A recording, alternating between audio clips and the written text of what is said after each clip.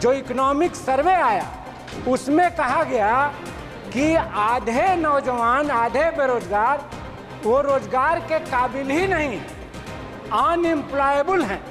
तो skill India क्या कर रहा था? स्किल इंडिया था या किल इंडिया था? तो बेरोजगारों को कम देंगे, कंपनियों को ज़्यादा देंगे, और उससे पैदा क्या करेंगे आप? अग्निवीर की तरह एक कंपनी वीर पैदा करेंगे, कंपनी वीर पैदा करेंगे। और फिर ये जो 1 करोड़ नौजवान कुछ दिन इंटर्नशिप लेकर के लौटेंगे देहात में, वे कैसे जिएंगे? सभापति महोदय, मैं इस सरकार के बजट के खिलाफ में बोलने के लिए खड़ा हुआ, इसलिए कि ये बजट किसान विरोधी, छात्र युवा विरोधी, गरीब विरोधी बजट है।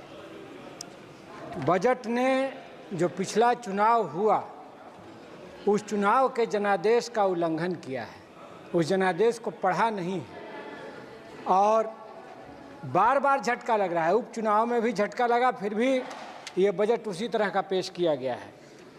अभी हम थोड़ा सा एक आंकड़े की तरफ जाना चाहेंगे। लगातार कृषि बजट घटता चला गया है। किसानों के खिलाफ ये है, 19-20 में 5.44% था टोटल बजट का, 21-22 में 5.8% हुआ, 0.8% हुआ, 21-22 में 4.26% हुआ, 22-23 में 3.84% हुआ, 23-24 में 3.20% हुआ, और इस बार 24-25 में ये 3.15% है। तो लगातार डिक्लाइन है। लगता है जैसे बैठ करके कॉरपोरेट घराने इसको कैलकुलेट करते हैं कि कृषि को लगातार पीछे ढकेलना है। और ये आंकड़े, आप लोग प्लीज, ये कोई गलत बात नहीं। जादव जी बैठिए, अपना सीट में बैठिए। देश में खेती घाटे में है और देश का किसान लगातार लाभकारी खेती के लिए लड़ रहा है। किसान कर्जे में आत्महत्या कर रहा है। एमएसपी का जो सवाल है, एमएसपी का एक पहली बना हुआ है, C2 + 50% या A2 + 50%। सरकार बराबर कहती है कि हम लाभकारी दाम दे रहे हैं, लेकिन C2 + 50% स्वामीनाथन कमीशन का रिकमेंडेशन है। कॉम्प्रिहेंसिव कॉस्ट, यानी उसमें परिवार का श्रम भी और ज़मीन का किराया भी। इसलिए खेती को लाभकारी बनाइए। किसानों की लंबित मांग जो है, जिसके साथ आपने समझौता किया है, उसको आप लागू करिए। आपने लिखित दिया है बजाबता सिंघू बॉर्डर पर शहीद किसानों का स्मारक बनाने का, और ये तमाम चीज़ें।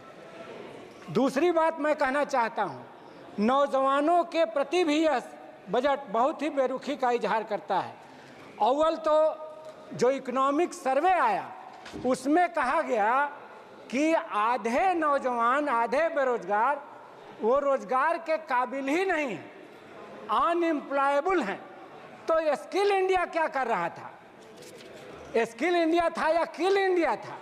वो क्या था? वो क्या था? क्यों स्कूल नहीं बनाया? और अब फिर बात हो रही है कि हम 1 करोड़ नौजवानों को इंटर्नशिप कराएंगे। ये सरकार बहाना ढूंढ लेती है किसी भी मामले में कंपनी को मदद करने का, कॉरपोरेट को मदद करने का। फसल बीमा में 3 गुना ज़्यादा कॉरपोरेट को दिया गया, 1/3 किसान को दिया गया। और इसमें भी 500 कंपनियों को आप जो इंटर्नशिप के लिए पैसा देंगे, तो बेरोजगारों को कम देंगे, कंपनियों को ज़्यादा देंगे, और उससे पैदा क्या करेंगे आप? अग्निवीर की तरह एक कंपनी वीर पैदा करेंगे, कंपनी वीर पैदा करेंगे। और फिर ये जो 1 करोड़ नौजवान कुछ दिन इंटर्नशिप लेकर के लौटेंगे देहात में, वे कैसे जिएंगे? आप कम वेतन पर इंटर्नशिप के जरिए आप कंपनियों की सेवा उनसे करवाना चाहते हैं। हम आपसे कहना चाहते हैं कि जो टैक्स जो आपने तय किया है, इसलिए मैं कह रहा हूं कि कॉरपोरेट की सरकार है, गरीबों के खिलाफ सरकार है। टैक्स में आप जो 60% आम आदमी है उससे आपने 60% टैक्स तय किया है, और जो रिच हैं, सुपर रिच हैं, उनसे आप मुश्किल से 2% टैक्स लेते हैं। तो कैसे स्वास्थ्य और शिक्षा पर खर्च होगा? कैसे OPS लागू होगा, ओल्ड पेंशन स्कीम? कैसे विकलांगों को, गरीबों को 3000 प्रति महीना मिलेगा सामाजिक सुरक्षा पेंशन? आप सुपर रिच को लगातार छूट दे रहे हैं। और हम आपसे कहना चाहते हैं कि अपने क्षेत्र की कुछ मांग रखना चाहते हैं। बिहार के विशेष पैकेज पर चर्चा जो चल रही है लगातार, इस सरकार ने विशेष पैकेज नहीं दिया। मैं उस समय बिहार विधानसभा में था जब झारखंड के साथ बंटवारा हुआ था।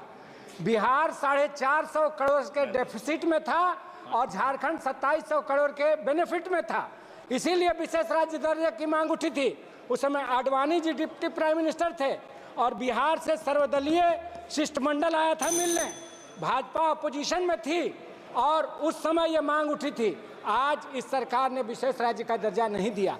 और जो 3 सवाल थे, महोदय 1 मिनट, ये बहुत क्रूशियल क्वेश्चन है इसलिए 1 मिनट समय दिया जाए। जो क्रूशियल सवाल थे, इंटरनेशनल बॉर्डर से पानी आता है, बाढ़ में डूब जाता है बिहार, क्या उसका उपाय हुआ है? हम तो समझते हैं कोसी हाई डैम बनाने की बात थी, नेपाल में वो हाई डैम बनना है, सरकार ने उसके लिए कुछ नहीं किया है।